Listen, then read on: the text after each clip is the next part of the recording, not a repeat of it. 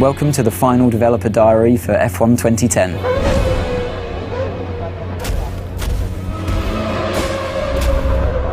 At the beginning of the game, you don't start off as a test driver, you start off as a driver that's managed to secure a seat in a team at the beginning of the year.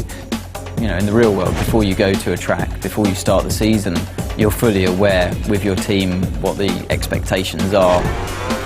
Depending on the kind of difficulty level that you've selected, that determines the teams that are open to you at the beginning of the game.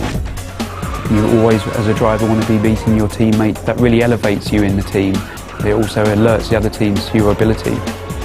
The garage is a key location in the game. You've got your animated crew working on your car, your race engineer feeding you intel. You've actually been lucky enough to have real race engineers get into the motion capture suits and really just perform the tasks that they do day to day. And that really is a great sensation when you come in there and you see your whole team around you and you really feel a part of that atmosphere.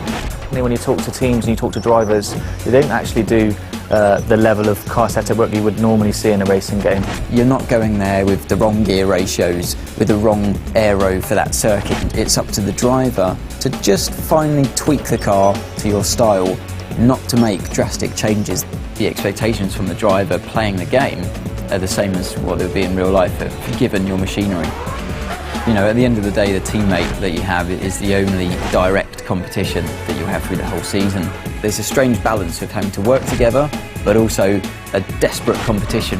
Where it gets a little bit personal is when it comes to events like qualifying and the race, definitely, where you're just out there to beat him no matter what. Your agent, the media and the paddock itself are your feedback mechanism for how well you're doing in the game.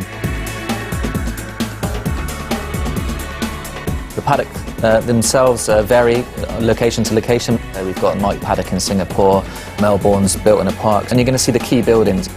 So the paddock's going to get busier, more press there, more pit girls hanging around, more rival drivers interested in you, the better you do on the track. We've got two different types of media in the game. You've got the impromptu media and you've got the press conference. When you speak to the characters in the press conference, it's usually about your race weekend performances. They're not so sensationalist. It's an easier ride for you, definitely, but it's still a moment of celebration. Impromptu characters hanging around the paddock lane, they're always willing to take your first comments when you come out of practice, qualifying and race. The hardest thing, I think, is that if you've had a bad result, then you have to speak to the media and you have to remain calm and always say the right thing. You have to be a little careful of what you say to the media. Sometimes you'll say things in the heat of the moment. You're the only one that you can blame at the end of the day if you slip and open your mouth and say something you shouldn't have. And you finished on the podium, it's 1, 2, 3. You can tell the press conference characters all about the race weekend.